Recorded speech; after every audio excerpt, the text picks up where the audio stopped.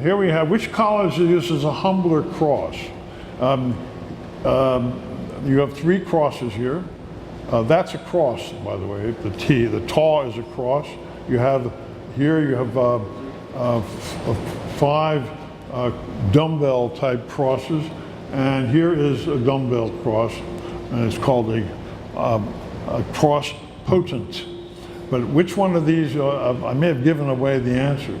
Which is the humble cross? What's that? This one? Yes, that's correct. He knew. The Franciscans used this.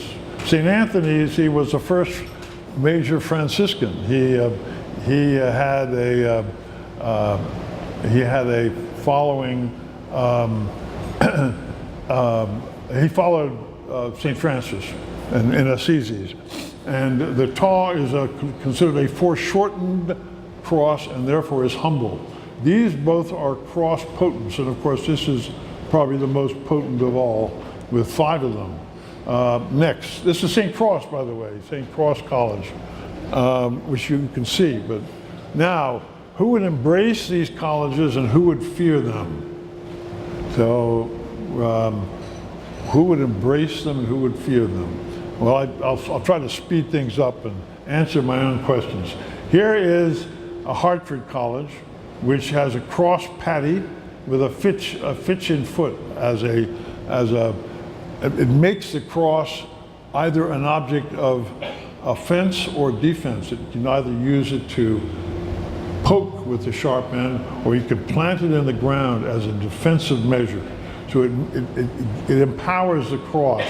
And here is the heart this is a canting device. Canting because it's either a pun or it's illustrative, and it's canting for the heart. That's a heart. That's a deer, stag.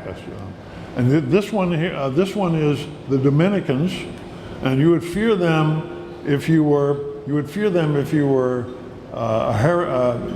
disagreed with the Pope, and you would think they were great if you were after the heretics. So it depends upon which side you're on. The Dominicans were the people that the Pope pulled in whenever there was an inquisition. They were considered the best judges.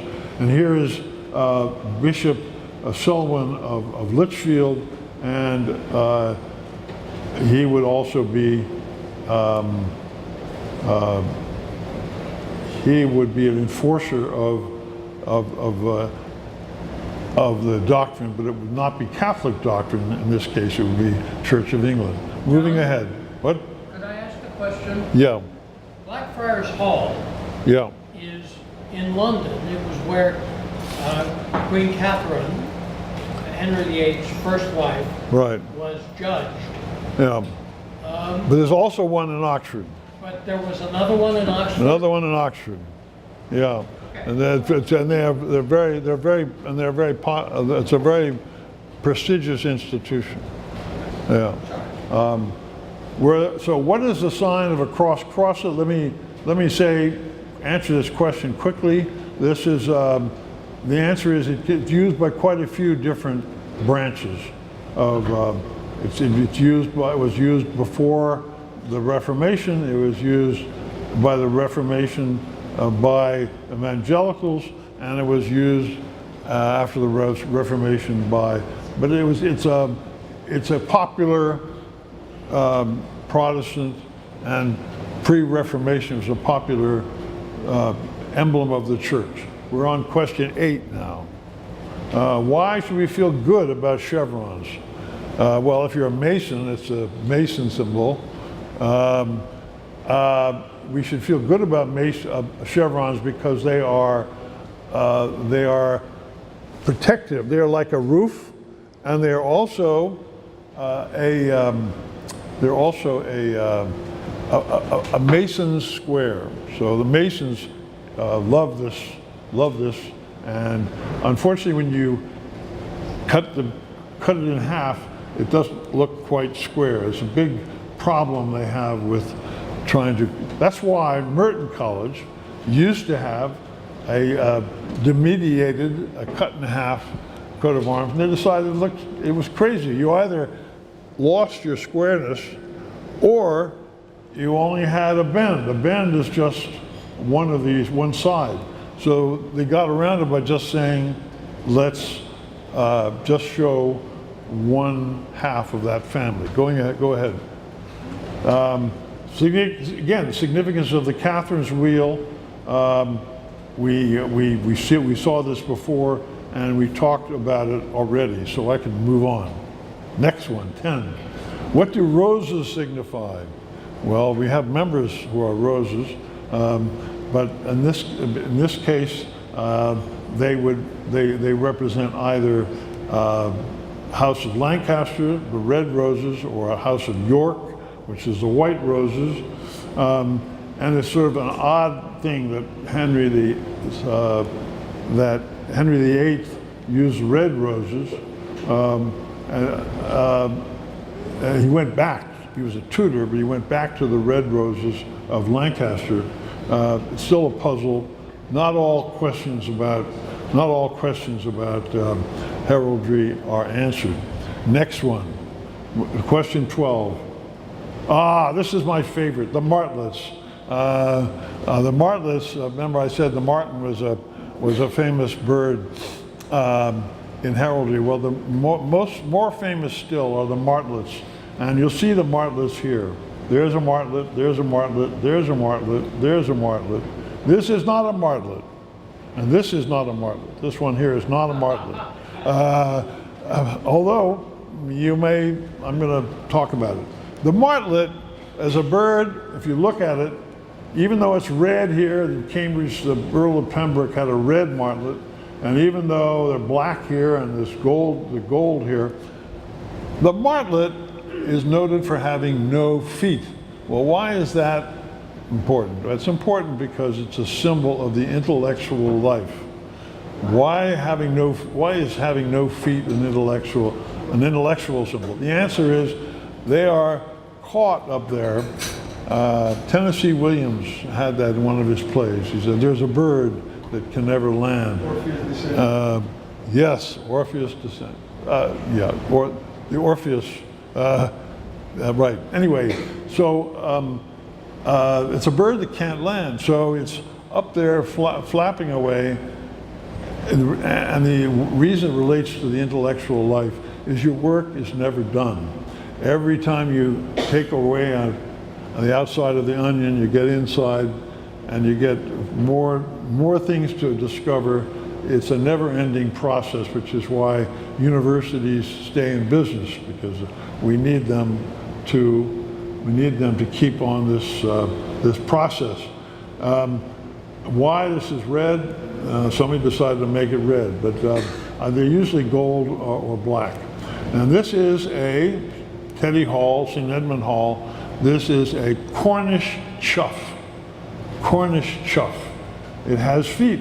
So you see what's missing over here is that they don't have feet.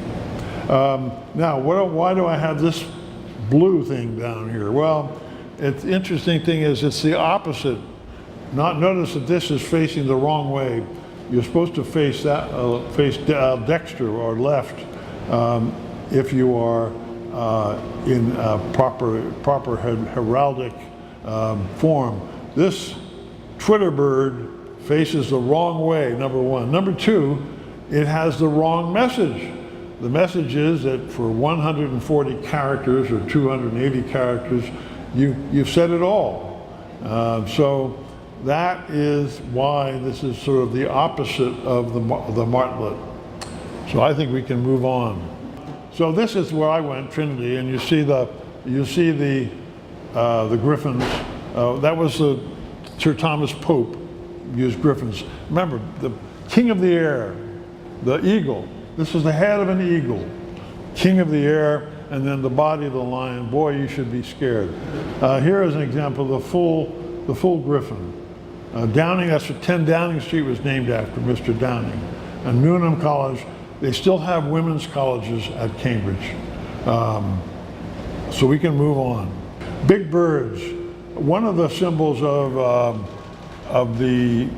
Ravenclaw is a bird like this, which is obviously not a raven. That's an eagle. That's what they call a displayed eagle. Eagle displayed with their wings are out like that. It's displayed, and then you have two displayed eagles.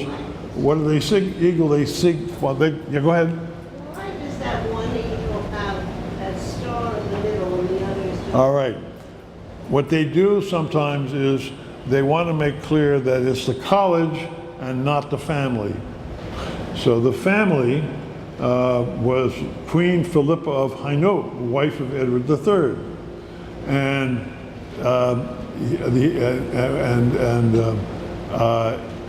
Robert the Eaglesfeld was her father, if I remember correctly, and he used eagles as his symbol, as another canting arms. Canting arms. He was Eagles Field, so they used eagles.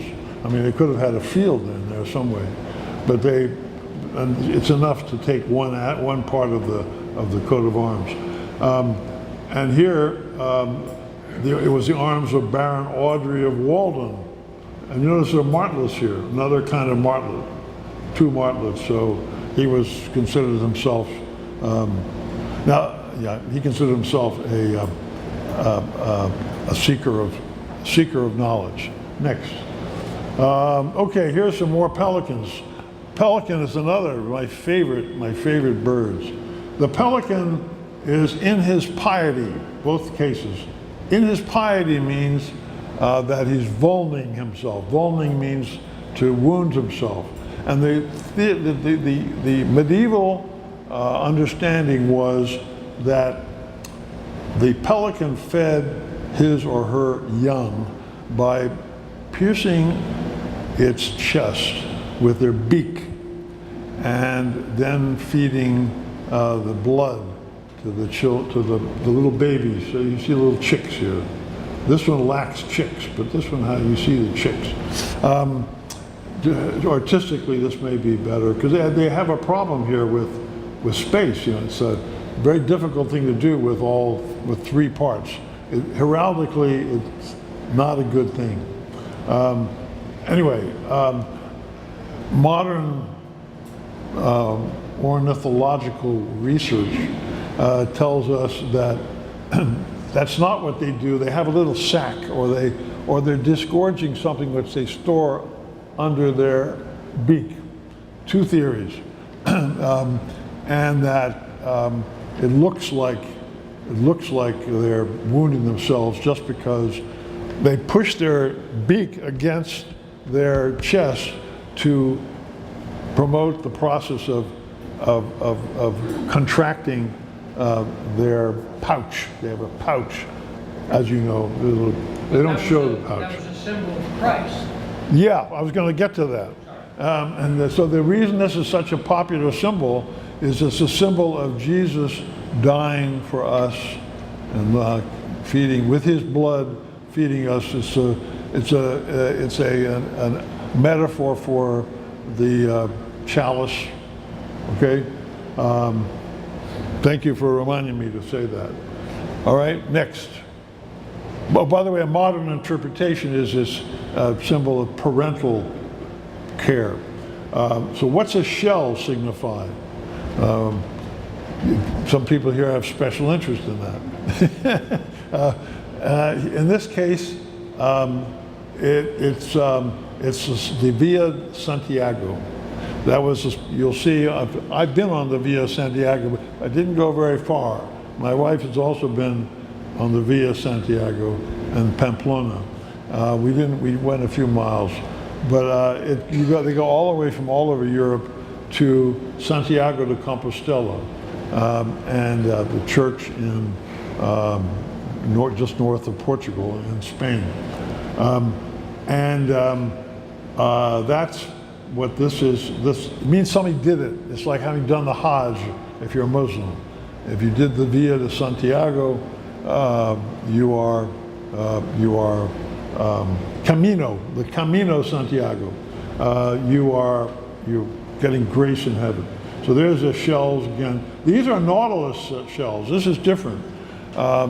This is called Green Templeton College. It's the only college so far created in the 21st century at Oxford, after all the huge number of colleges that were created in the last century. And it's a merger of two colleges, Green and Templeton. Green is represented by the green color on both sides and by the rod of Asclepius. Asclepius, in British would say Asclepius. They like to put in extra syllables, or we like to take them out, whatever. So Asclepius is the god of healing or pharmacy, and the Nautilus shells are the Templeton shells. It's interesting. One of them was an American who went to England. The other one was an Englishman who went to the United States. And Green and Templeton was the one who came here. It was British, and he believed that the Nautilus shell would create a kind of it would exemplify growth of corporations and growth of people. After he died, he left a lot of money for looking at how people grow.